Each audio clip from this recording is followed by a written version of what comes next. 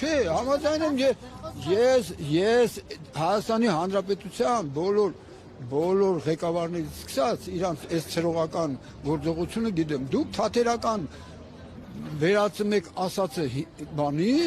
ուրիշ ձև եք մեկնաբանում։ Հիմա դուք եթերում եք, բոլորը ձեզ դու ոնց խոսում եք, այդպես լսում եք։ Հա, լսում եք։ Ուրեմն ես դիմում եմ պարոն Փաշինյանին, որ Հայաստանի Հանրապետությունը թքած ունի միջազգային իր ստանձնած պարտավորության վրա 19 տարի չի կատարում դատարանի օրինական ուժի մեջ մտած վճիռը, չի կատարում անգամ կառավարության իսկ որոշումը, հարցը ինչու՞մ է, հարցը նրանում է, որ ինչ չի տալիս որպես քաղաքացիություն չունեցող անձի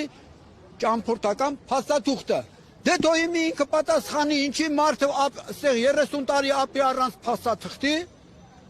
գերի է պահում ինձ, այդ սվոլոչը։ Դա իմ մարդկային իրավունքն է, ինձ իրավունք ունի Հայաստանի Հանրապետությունում պահի ոչ մի փաստաթուղթ չտա։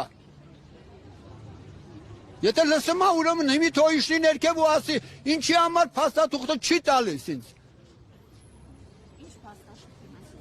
Իմ կարգավիճակի համապատասխան ճամփորդական փաստաթուղթը։ Ինչ կարգավիճակ։